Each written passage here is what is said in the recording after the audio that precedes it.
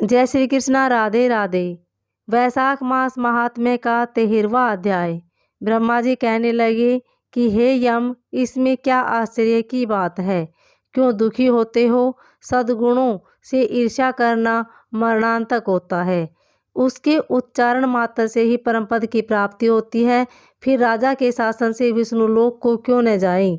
जिनकी जिह्वा पर हरि ये 2 अक्षर विराजमान है और जो विष्णु भगवान को प्रणाम करते हैं, स्मरण करते हैं और उनके गुणानुवाद गान करते हैं, उनको अश्वमेध यज्ञों के समान फल मिलता है।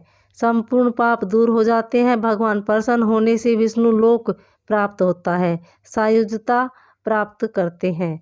यज्ञ करने वाले कुरुक्षेत्र या सरस्वती में स्नान करने वालों को तो फिर से जन्म लेना पड़ता है, परंतु वैशाख मास में जो माधव भगवान के धर्मों का पालन करता है, उन पर विष्णु भगवान प्रसन्न होकर सदा उनकी सहायता करते हैं।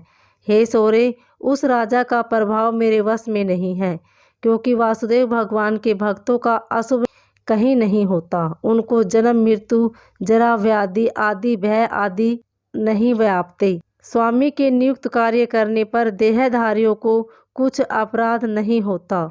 हे यम, जब तू इस कार्य करने में असमर्थ है तो तेरा क्या दोष? तू शोक मत कर। ब्रह्मा जी के ऐसे कहने पर यम बहुत दुखी हो दीन वाणी से कहने लगा, हे तात, अब मुझे अपने काम पर जाने की इच्छा नहीं है।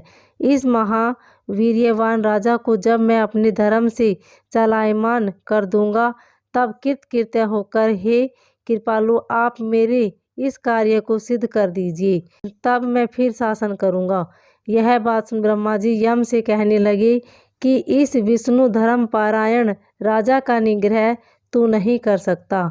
फिर ब्रह्मा जी यम को साथ ले क्षीर सागर में विष्णु भगवान के पास गए और सांख्य योग द्वारा स्तुति करने लगे। तब विष्णु भगवान प्रकट हुए तो यम और ब्रह्मा ने प्रणाम किया। तत्पश्चात विष्णु भगवान ने आने का कारण पूछा। ब्रह्मा जी बोले, हे श्रेष्ठ, आपके दास राजा के शासन में सब मनुष्य वैशाख धर्मों को करके विष्णु पद को प्राप्त करते चले जा रहे हैं। इसी कारण यमपुरी शून्य हो गई है।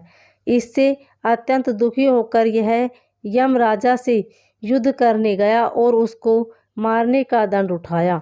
तब आपके चक्कर ने इसे परास्त कर दिया तो यह दुखी हो मेरे पास आया। हम आपके महात्मा भक्तों को दंड देने की सामर्थ्य नहीं रखते हैं, अतएव हे महाविभो, हम आपकी शरण में आए हैं। इसलिए हे प्रभु, उस राजा को दंड देकर आप अपने यम की रक्षा करिए। ब्रह्मा के यह वाक्य सुनकर विष्णु भगवान हंसे और ब्रह्मा जी व यम से बोले, मैं लक्ष्मी तथा प्राण और देह, श्रीवत्स, कौस्तुभ्य मणि तथा वैजंती माला, श्वेत दीप, वैकुंठ, क्षीर सागर, शेष और गरुड़ का त्याग कर सकता हूँ, परंतु ऐसे भक्तों को कदापि नहीं त्याग सकता जिन्होंने मेरे लिए संपूर्ण भोग त्याग दिए, प्राण छोड़ दिए, मुझ में ही अपनी आत्मा को लगा दिया। उन्हें मैं कैसे छोड़ सकता हूँ? अतएव हे यम, मैं तेरे दुख को दूर करने का उपाय बताता हूँ। उस राजा को मैंने 10 सहस्त्र वर्ष की आयु दी है, उसमें से 8 सहस्त्र वर्ष बीत चुके हैं। अब 2 सहस्त्र वर्ष की आयु भोग कर मेरी सायुज्य भक्ति को प्राप्त हो जाएगा। तब एक वेन नाम का राजा बड़ा दुराचारी होगा। वह सब वेदोक्त धर्मों का लोप कर देगा। तब वैशाख के धर्म की निष्ठा हो जाएगी। फिर अपने ही पाप से वैन जल जाएगा। तब मैं पृथ्वी का रूप धारण करके पुनः धर्मों की स्थापना करूंगा और वैशाखोक्त प्रख्यात धर्म मनुष्य को कराऊंगा। इस प्रकार हे यम, तेरे कार्य की सिद्धि हो जाएगी। तू खेद मत कर। वैशाख के धर्म से निष्ठ महात्माओं द्वारा इस वैशाख मास में भी तू मुझे भाग प्राप्त होगा। राजा से भी तेरा भाग मिलेगा। तू खेद को छोड़कर पराक्रम प्राप्त होने योग्य बन। जो मनुष्य पृथ्वी में तेरे उद्देश्य से प्रतिदिन स्नान, अर्घ्य, जल, कुंभ, दही अनादि का दान करेगा, उसके किए हुए सब कर्म निष्फल हो जाएंगे। अतएव तू उस राजा के ऊपर क्रोध का त्याग कर दे। वह राजा तेरा भोग देगा, क्योंकि वह मेरा अत्यंत भक्त है।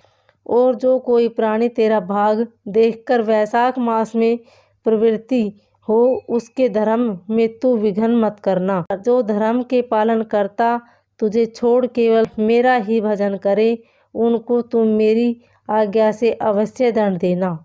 उस राजा से तुझे भाग दिलाने के लिए मैं अभी सुनंद को भेजता हूँ। वह वहाँ जाकर तुम्हें भाग दिलावेगा।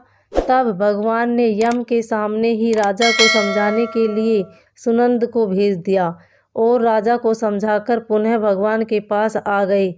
आश्वासन देकर विष्णु भगवान वहीं अंतर्ध्यान हो गए और वहाँ ब्रह्मा भी यम को समझाकर आज्ञा दे चले गए। यम भी कुछ प्रसन्न हो अपनी पुरी को चला गया। फिर सुनंद की आज्ञा पर राजा ने अपने राज्य में सारी प्रजा को प्रतिदिन यम में निमित्त स्नान, अर्घ्य आदि करने की तथा वैशाख के धर्मों में यम को भाग देने की सूचना कर दी। अगर जो कोई धर्मराज का भाग नहीं देगा, उसके वैशाख में दिए कर्मों को यमराज स्वयं ले लेंगे। वैशाख की पूर्णमासी के दिन पहले धर्मराज के लिए जल का घड़ा, दही तथा अन्न दान करना चाहिए।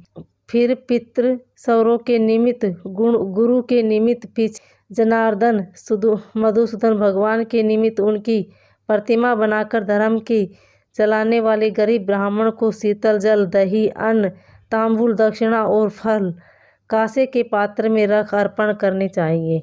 और राजा स्वयं भी ऐसा ही करने लगा। तत्पश्चात राजा अपनी शेष आयु को पूरी कर यथेष्ट भोग पुत्र पौत्रादि समेत वैकुंठ को चला गया। फिर वैन्य नाम का एक महानीच राजा हुआ।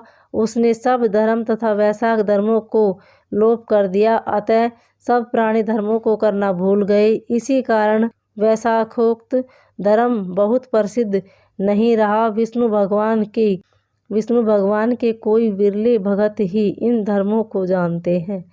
ओम नमो भगवते वासुदेवाय।